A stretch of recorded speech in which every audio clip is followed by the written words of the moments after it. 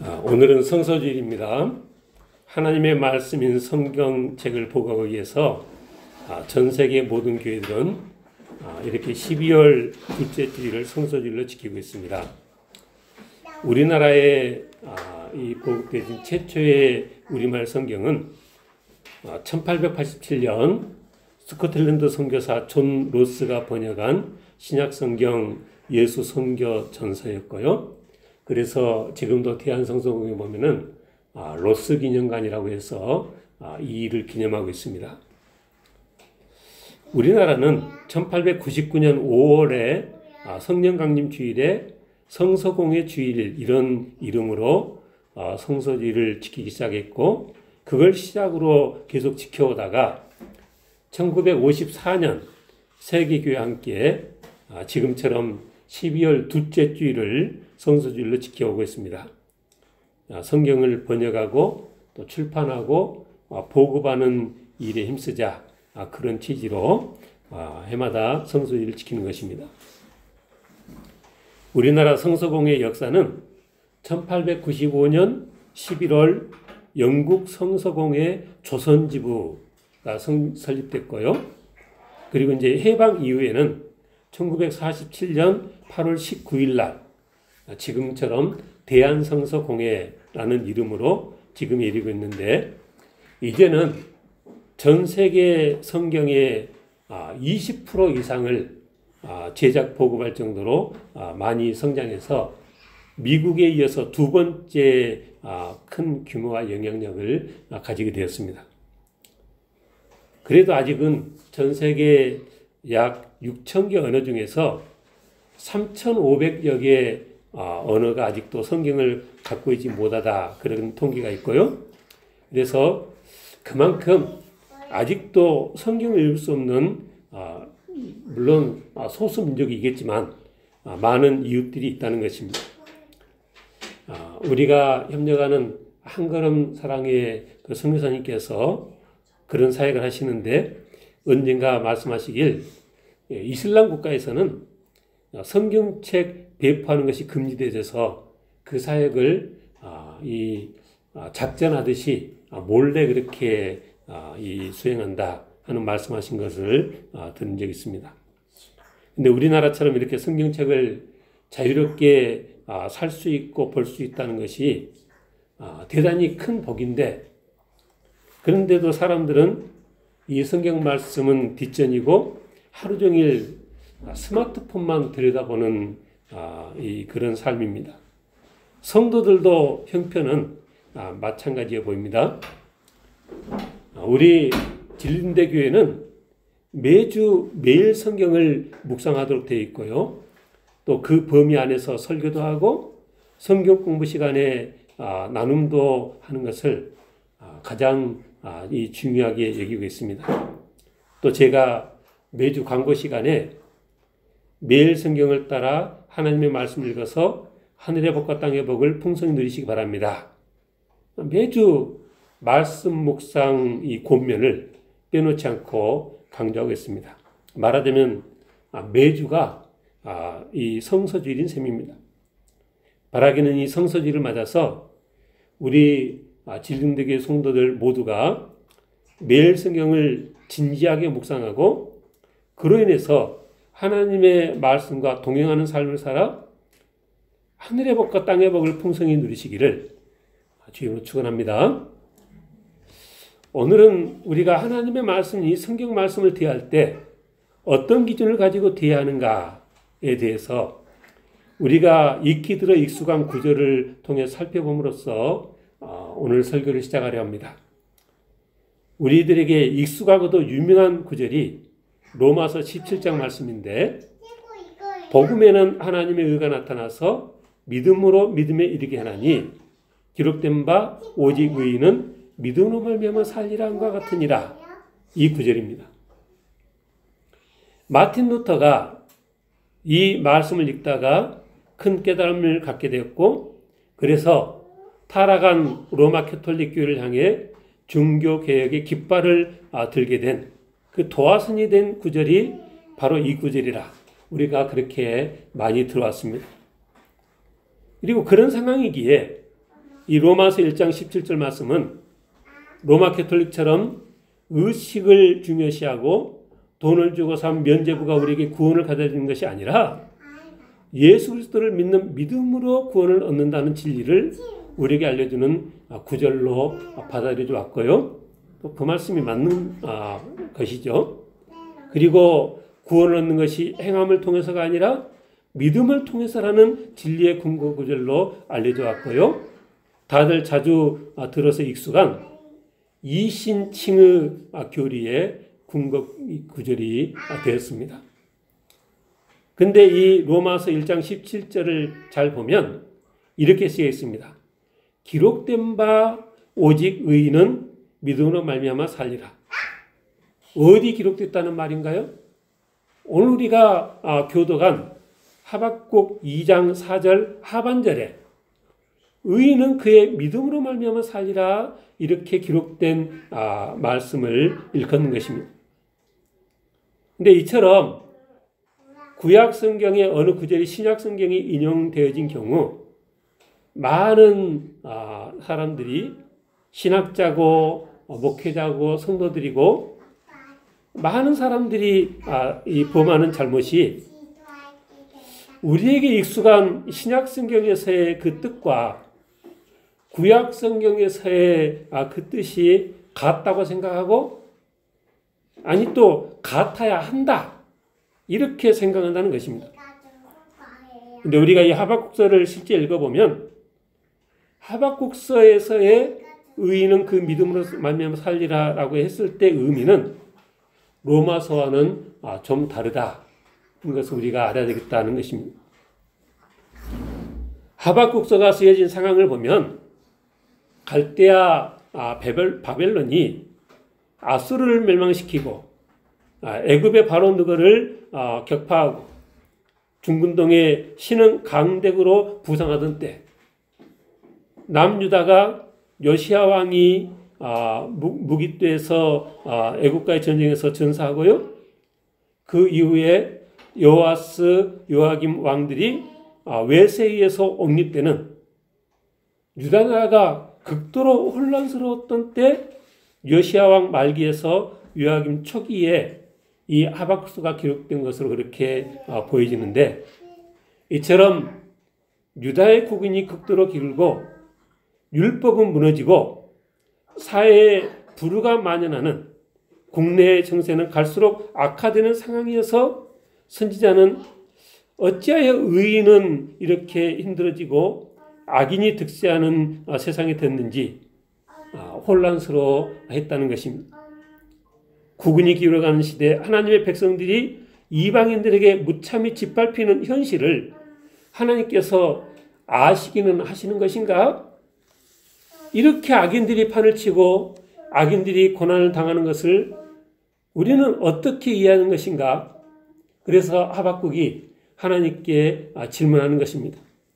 1장 2절에 여호와여 내가 부르짖어도 주께서 듣지 아니하시니 어느 때까지리까? 내가 강포로 말미암아 외쳐도 주께서 구원하지 아니하시나이다. 어찌하여 내게 죄악을 보게 하시며 폐역을 눈으로 보게 하시나이까? 겁탈과 강포가 내 앞에 있고 변론과 분쟁이 일어났나이다.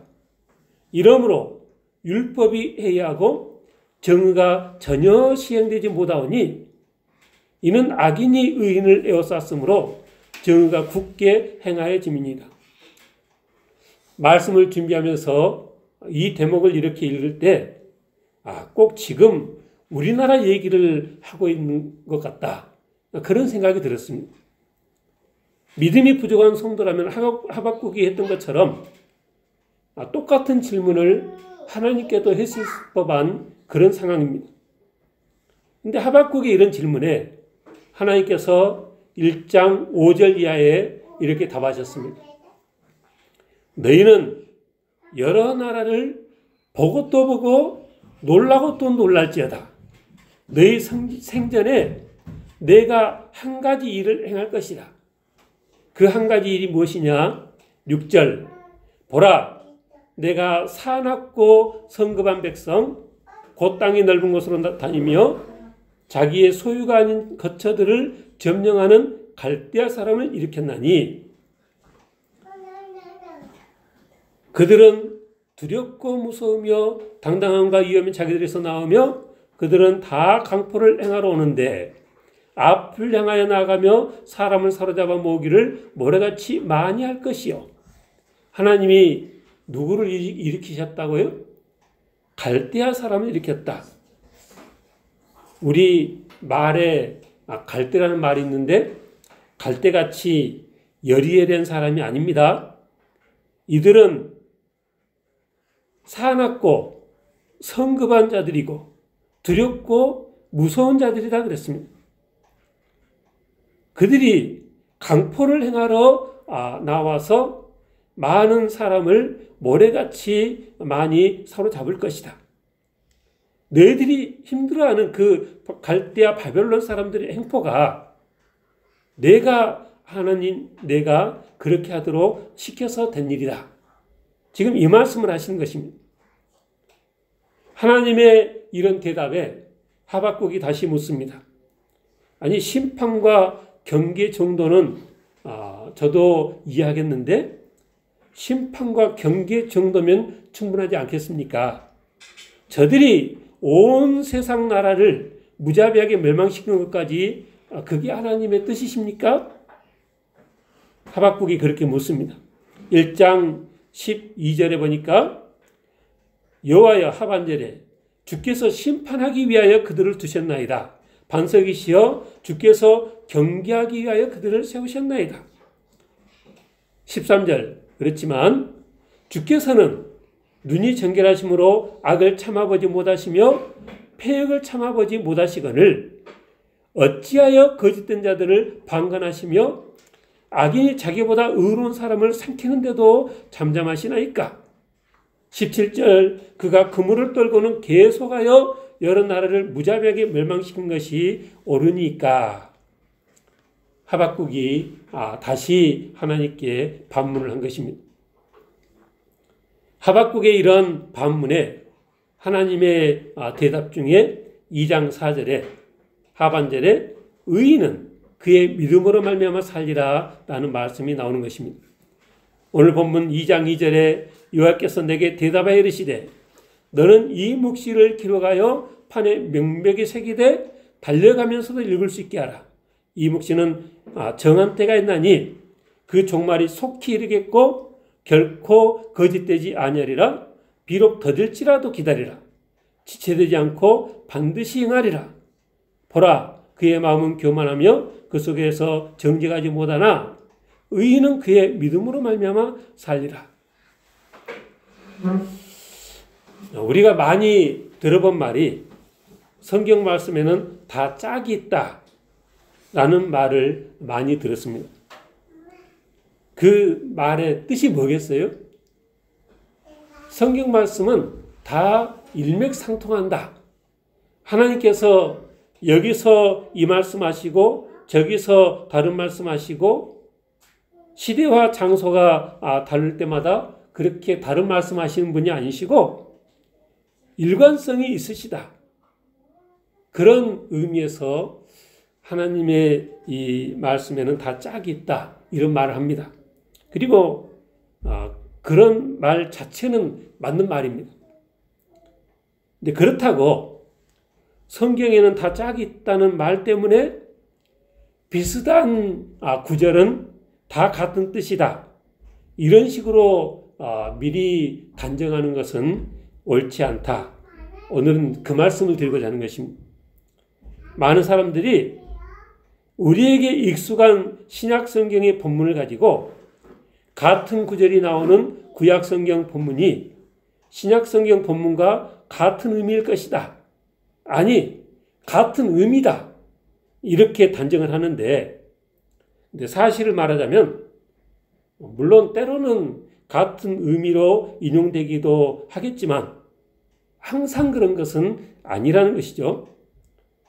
때로는 그 말만 따와서 신약의 성경 저자가 자기가 하고자 하는 말을 그 말만 따와서 이 인용한 예들도 있는 것이고 그래서 그 모든 말씀들은 그 구체적인 문맥 속에서 그 의미를 살펴야 하는 것이다.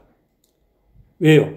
그렇지 않으면 성경에서 말씀하고자 하는 이 참뜻을 우리가 잘못 해석해서 왜곡할 수 있기 때문이라 하는 것입니다. 성경 말씀에는 다 짝이 있다는 말에 출처가 될 만한 성경 구절은 이사야서 34장 16절 말씀이고요. 그래서 제가 이 말씀을 본문으로 묵상글을 올린 적이 있습니다. 이사야 34장 16절이 뭐라 그랬냐? 너희는 여호와의 책에서 찾아 읽어보라. 이것들 가운데서 빠진 것이 하나도 없고 제짝이 없는 것이 없으리니 이는 여호와의 입이 이를 명령하셨고 그의 영이 이것들을 모으셨습니다. 뭐라고요? 여호와의 책에서 찾아 읽어보라. 이것들 가운데서 빠진 것이 하나도 없고 제짝이 없는 것이 없으리니 이는 여호와의 입이 이를 명령하셨고 그의 영이 이것들을 모으셨습니다. 여러분은 이 구절을 이렇게 들어볼 때 무슨 말씀 같이 들립니까? 근데 제가 이 본문으로 묵상글을 썼던 적이 있는데 잠시 옮기자면 이렇습니다. 그렇지 않아도 이 성경 구절에 보니까 성경 곳곳에서 하나님의 말씀이 성령의 영감으로 씌워졌다고 하고 있는데 이 성경 구절에서 보니까 이 같은 절 16절 안에 여호와의 책이라는 말도 나오고요. 제짝이 없는 것이 없으니라는 말도 나오고요. 또 왜 그런가 그 이유에 대해서 이는 여호와의 입이 이를 명령하셨고 그의 영이 이것들을 모으셨습니다. 이런 말씀도 나온다는 거죠. 그래서 이거는 하나님의 말씀 성경책이 성령의 영감으로 씌워져서 한치의 오차도 없이 정확무한 말씀인 것을 말하는 구절이구나. 우리가 그렇게 그냥 속단하기 쉽다는 거죠. 그래서 지금 그 이사야서 34장이 에돔 심판에 대한 말씀인데 에돔에 대한 그 예언이 한치의 오차도 없이 정확히 그대로 성취될 것이라는 것을 말하는구나. 그렇게 16절을 이해할 수도 있다는 것입니다. 물론 한치의 오차도 없이 이루어지겠죠. 그러나 16절의 말씀은 그렇게 해서는 것이 옳지 않다라는 것입니다. 이 이사야 34장 16절 말씀은 에돔에 대한 심판을 말씀하신 중에 나오는 말씀인데 여기서의 짝이라는 것은 성경의 모든 교훈과 진리가 짝이 있다 이런 말이 아니고요. 장차 하나님께서 에돔 땅을 황폐하게 하면 그 에돔 땅이 온갖 짐승들과 새들의 거처가 될 텐데 그 짐승들과 새들 모두에게 제짝이 없는 것이 없을 것이라는 말씀을 하는 중에 아시는 것입니다. 이사야 34장 12절부터 보면 이렇게 쓰여져 있습니다. 그들이 국가를 이으려 하여 귀인들을 부르되 아무도 없겠고 하나님께서 심판해서 에돔이 그렇게 될 거라는 것입니다. 그 모든 방백도 없게 될 것이요 그 궁궐에는 가시나무가 나며 그 견고한 성에는 엉겅퀴와 새품이 자라서 승냥이의 굴과 타조의 처소가 될 것이니 들짐승이 이리와 만나며 순념소가 그 동리를 부르며 올빼미가 거기에 살면서 쉬는 처소를 삼으며 15절 부엉이가 거기에 깃들이고 알을 낳아 까서 그 그늘에 모으며 솔개들도 각각 제 짝과 함께 거기에 모이리라. 이 말씀에 이어서 33장 16절 그 말씀이 나온다는 거죠. 그래서 이사야 34장 16절에 제 짝이 없는 것이 없으니라는 말씀은 이런 문맥에서 되어진 말씀이지 성경 무엇을 말하는 것이 아니다 라는 것입니다. 우리가 성경을 읽을 때 이런 식으로 전후 문맥과 상관없이 잘못된 해석을 해놓고 그 성구에 그런 잘못된 의미를 집어넣고 하는 것은 당장은 은혜롭게 들리지만 결과적으로는 우리를 거짓된 진리로 이끌어갑니다. 비슷한 주제를 다룬 묵상들이 지난 주간 매일 성경 나훔서 1장의 본문에 제가 묵상글을 올렸는데 무엇이 아름답다는 것인가? 밴드에서 다 확인할 수 있는 내용입니다. 근데 거기 내용이 뭐냐면 무슨 얘기냐면 우리가 잘 아는 로마서 10장 15절에 보내심을 받지 않았으면 어찌 전파리요? 기록된 바 아름답도다 좋은 소식을 전하는 자의 발이여 한가 같으니라. 우리가 다 기억하는 말씀이죠. 그런데 여기서 이 기록된 바는 어디에 기록되어 있느냐? 나훔 1장 15절에 보니까 볼지어다 아름다운 소식을 알리고 화평을 전한 자의 발이 산에 있도다.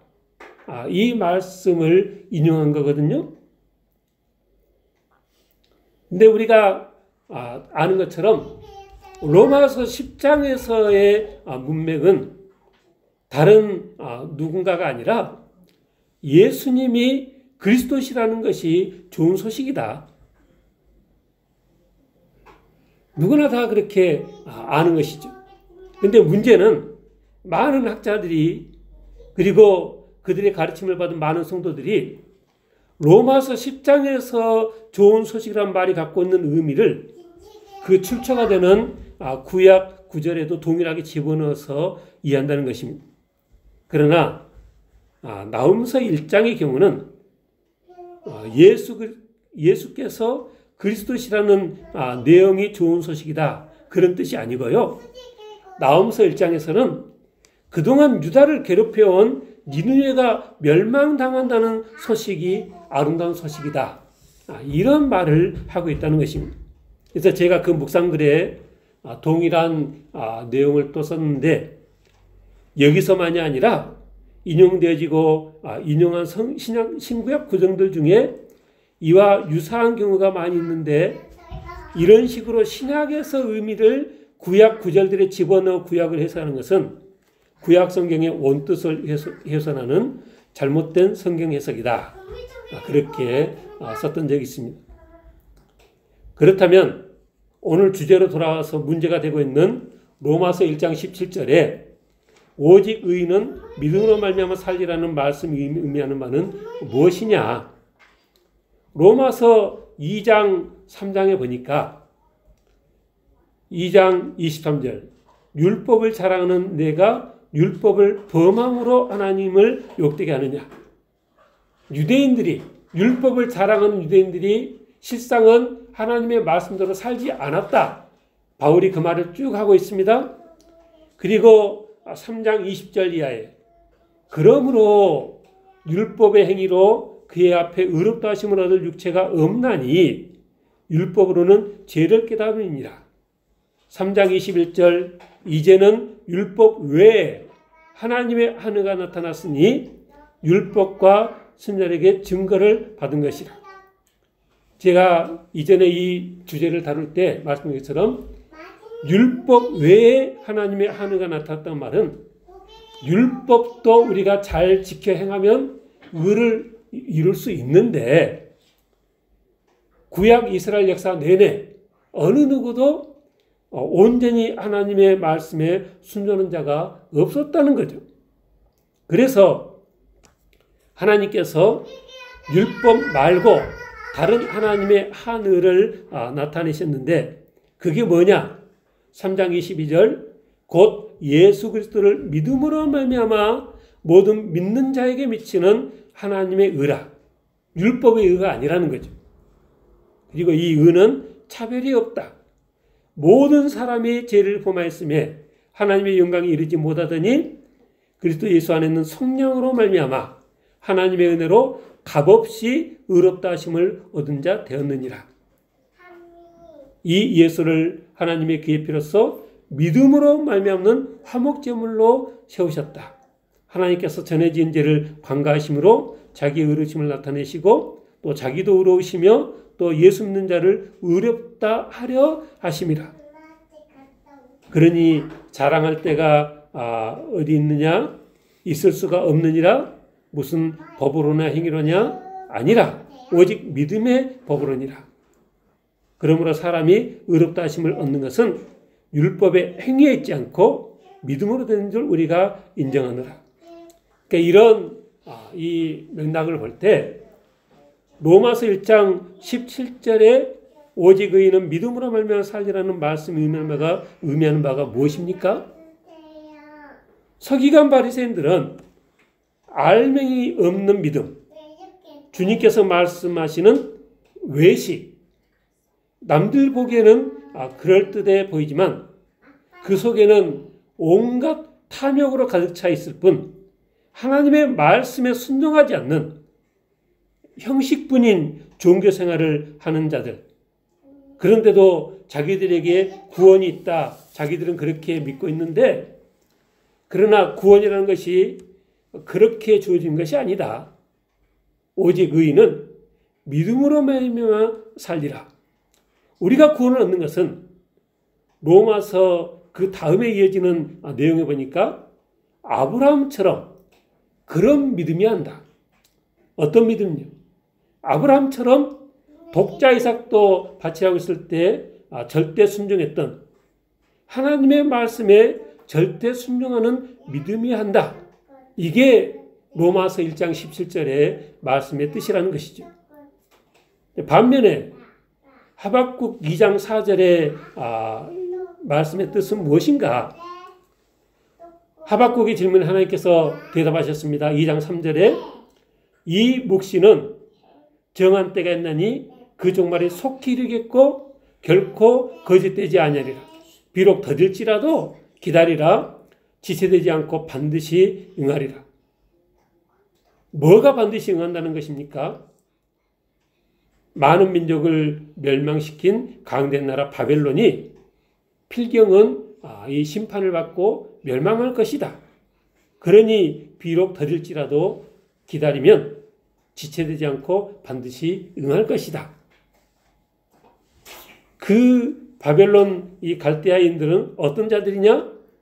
그 마음이 교만하며 그 속에서 정직하지 못하고 5절 그는 술을 즐기며 거짓되고 교만하여 가만히 있지 아니하고 수월처럼 자기의 욕심을 넓히며 또 그는 사망 같아서 조간 줄을 모르고 자기로 여러 나라를 모으며 여러 백성을 모으는 자들이다. 그처럼 악한 자들이 한두 나라만 집어삼킨 것이 아니라 온 세계 모든 나라를 다 정복하고 그래서 그 위세가 수천 년이 지나도 끄덕하지 않을 정도로 대단해 보여서 우리처럼 믿음을 지키며 사는 자들은 이렇게 환난과 핍박 중에 살아가는데 저들은 저렇게 악한 자들이 저렇게 승승장구해? 그래서 내가 섬기고 있는 하나님께서 정말 살아계시다면 어떻게 일이 이 지경까지 될 수 있어? 이런 생각이 들고 그래서 믿음이 흔들리고 이제 우리나라도 뭔가 살아가는 방식을 좀 바꿔서 다른 살 길을 찾아야 하는 것이 아니야? 그런 생각을 하고 믿음이 흔들리는 선지자와 이스라엘 백성들에게 하나님께서 그게 아니다. 그들의 지금 모습이 어떠하든 결국은 하나님께서 뜻하신 대로 일이 되어질 것이다. 그 말씀을 하시는 것입니다. 2장 6절 이하에 그 무리가 다 속담으로 그를 평론하며 조롱하는 시로 그를 풍자하지 않겠느냐. 뭐라고 이 조롱하느냐. 화 있을진저 자기 소유가 아닌 것을 모으는 자여 언제까지 이르겠느냐. 볼모 잡은 것으로 무겁게 짐진 자여. 그렇게 많은 나라를 정복한 것이 자기에게 무거운 짐이라는 거죠. 지금은 너희가 그렇게 기고만장하지만 7절 너를 억누를 자들이 갑자기 일어나지 않겠느냐. 너를 괴롭힐 자들이 깨어나지 않겠느냐? 네가 그들에게 노략을 당하지 않겠느냐? 8절 네가 여러 나라를 노략하였으므로 그 모든 민족의 남은 자가 너를 노략할 것이라. 왜? 이는 8절 하반절에 네가 사람의 피를 흘렸으며 또 땅과 성읍과 그 안의 모든 주민에게 강포를 행하였습니다. 피로 성읍을 건설하고 불으로 성을 건축하는 자에게 화했을진저 민족들이 불탈 것으로 수고하는 것과 나라들이 헛된 일로 피곤하게 되는 것이 만군의 이학교로 말미암음이 아니냐. 그러니까 그 갈대아 바벨론이 많은 나라를 정복했는데 그래서 많은 부귀 영화를 누리고 얻었는데 그게 13절에 보니까 뭐라고 했어요? 불탈 것을 위해서 수고한 것이다. 헛된 일을 피곤하게 그렇게 한 것이다. 그렇게 쓰고 있습니다. 그러니 흔들리지 말고 말씀에 의지하여 믿음을 가지고 소망을 가지고 살라. 이런 의미지. 로마서 1장 17절에서와 같은 의미를 여기 집어넣어서 이 하박국 말씀을 이해하는 것은 잘못된 것이다. 하박국에서 이 말씀의 의미를 하박국 3장에서 다른 말로 풀었었는데 3장 17절 18절 보십시오. 우리가 잘 아는 구절입니다. 비록 무화과나무가 무성하지 못하며 포도나무에 열매가 없으며 감람나무에 소출이 없으며 밭에 먹을 것이 없으며 우리의 양이 없으며 외양간에 소가 없을지라도 이렇게 다 없으면 사람이 사는 것이 어떻게 되겠어요? 우리가 참 이 아이러니하게도 이 구절로 되어진 복음성은 대단히 흥겨운 구절이죠.